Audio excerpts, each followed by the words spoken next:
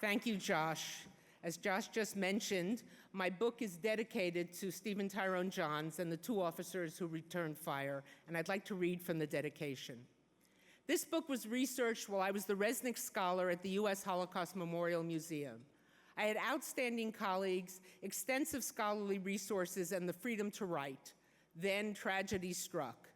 At noon, June 10, 2009, Special Officer Stephen Tyrone Johns, a guard much beloved by the museum staff, saw an elderly man approaching.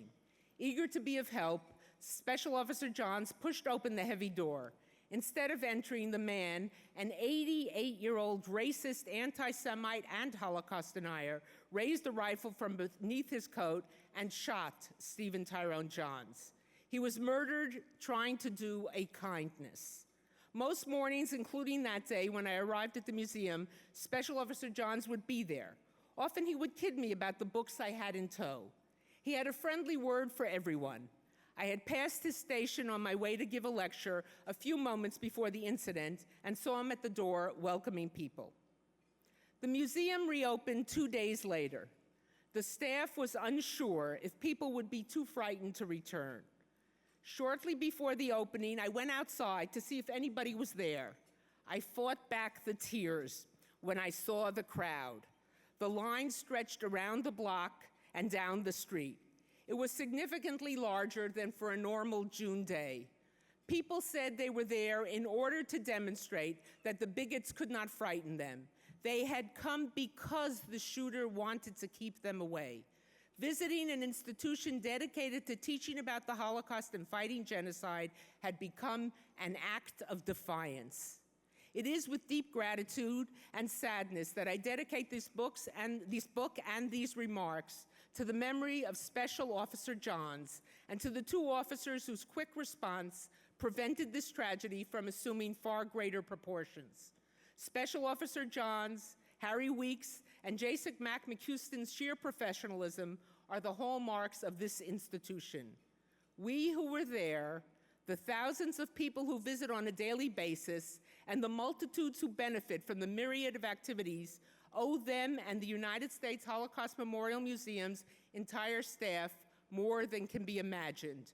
This is a very small token of that gratitude.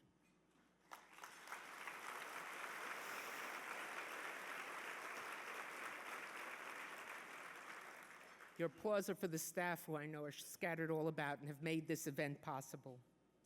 On April 11, 1961, Bet Ha'am, Jerusalem's cultural center, was packed. Over 700 people filled the theater for the trial of Adolf Eichmann. Reporters from the world over were there, including our honoree, as Josh mentioned this evening, Elie Wiesel, who was covering it for the forwards. Television cameras recorded every moment. More reporters were in Jerusalem than had gone to Nuremberg. Why was this trial, coming just after the conclusion of Passover, different from the Nuremberg trials, where far more prominent Nazis had been tried?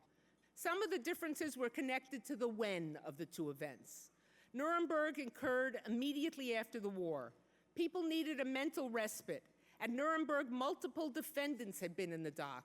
Now one man stood alone. The Jerusalem drama was intensified by the way Eichmann had been brought to trial. Captured in Argentina, he had been spirited out of the country to Israel. But the when and the how of his capture were eclipsed by the who. Who found him, and more importantly, who would try him. Nuremberg had constituted victor's justice. Now the victim's representatives would sit in judgment. Immediately after the war, most survivors were focused on trying to place together a new life. Even if they had wanted to bring those who had destroyed their world to justice, they had no way to do so. By 1961, the war's immediacy had passed.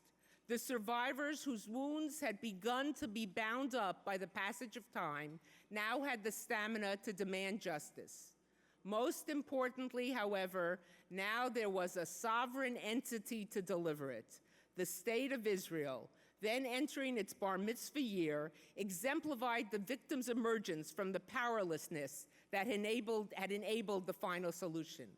This was the first time since the year 70 when the Romans sacked the temple in Jerusalem, that Jews would sit in judgment on a non-Jew who had done them wrong. There was no need to turn to other governments as supplicants and say, do justice. This time, the victims could do it themselves. When history, memory, and the law met in this Jerusalem theater, everything changed regarding Holocaust remembrance. This trial opened the world's eyes to genocide in an unprecedented fashion. This was the result of a crucial decision made by prosecutor Gideon Hausner. Anxious to capture the world's imagination, to make it grasp this enormous crime, Hausner called 100 survivors as witnesses. They told their story one by one by one. They made this saga a very personal one. They told of thousands being subjected to shootings in gas chambers, and they told of individual suffering, including that of the children. Professor George Wellers of Paris described a small boy he met at Drancy, where Jewish children were held without their parents. They slept over 100 to a room on straw mattresses, which he described for the court as filthy, disgusting, and full of vermin. No adult was allowed nearby. They awoke during the night screaming for their parents. Some were too young to even know their own names. Wellers described how he and another camp inmate went to see the children. One boy, quote, remarkably handsome, with a face which was very intelligent, wore clothes which must have once been of very good quality, rather stylish, but now in pitiful condition. One foot was bare. Wellers asked the young boy about his parents. The boy said, "My father goes to the office and Mummy plays the piano." They reassured him that he would soon join his parents, even though they knew the child was headed for Auschwitz. The child showed them a biscuit he was saving for his mother.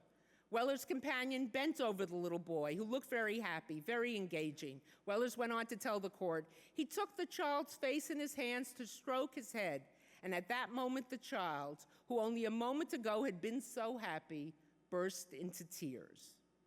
When the French police came to deport the 4,000 children, many of the children fought and had to be brought to the roundup place, struggling and screaming. Many people in the courtroom assumed that when the resistance fighters testified, there would be stories of victory, of resistance, of fighting. But each of the fighters admonished the courtroom, do not ask why more did not fight back. Ask how anybody could have fought back at all. That, they said, was the miracle. There were unexpected moments of uplift. When Melchior, the son of Denmark's chief rabbi, testified, he described how united Denmark had been on that day when the Jews were warned by his father to flee to friends and neighbors, where they would be helped to make their way to Sweden. On that day, the young Melchior went to the university library to, in what might well be described as an aggravated show of responsibility, return some library books. Twice in the 10 minutes he was there, groups of students he did not know stopped him to tell him, we know who you are. Here is how to contact us. Call us if there is anything we can do to help. As Melchior told his story, one woman in the courtroom wept. When asked why she wept, she said, I always cry when people are kind to me. It is often said that prior to the Eichmann trial, survivors of the Holocaust did not speak of their experiences. That is not the case. Many did speak. Some wrote books, there were films. There was not total silence about the Holocaust. There was nothing compared to what it is today, but there was not total silence. What then changed because of the Eichmann trial? Not the speakers, but the world they were addressing. The world began to listen. And today, the millions who visit this institution continue to listen. Time is passing all too quickly. I am reminded of that fact as I look out on this room. I see many faces of people who built this institution, but I also see lacunae, I see gaps, the faces of those who are gone. Miles Lerman, Ben Mead, Bill Lowenberg, Hadassah Rosensaft, and other survivors, all of whom were driven to ensure that this museum would be built and that it would be the world-class institution that it is. And though we wish every survivor, every person who can speak in the first person singular, every person who can say, this is my story, this is what happened to me, a full measure of days, ad 120, as the traditional Jewish blessing goes, we know that will not be. The tyranny of the chronological clock cannot be fought. They have passed the torch of remembrance to the next generations. Those who follow them, including the young people such as those I teach, must now take on the responsibility. Those who built so very well have turned to us and said, guard our stories, teach our history, and help the world reckon with the tragedy which was our fate. For the sake of all those, particularly the survivors who built this institution and always thought of its existence as a miracle, for those who gave so much of their lives to it, and especially for Stephen Tyrone Johns, who gave his life to this institution, let us pray that we will be worthy of the task of protecting, preserving, and growing the Holocaust Museum. V'chein yehi ratzon, and so may it come to be. Thank you very much.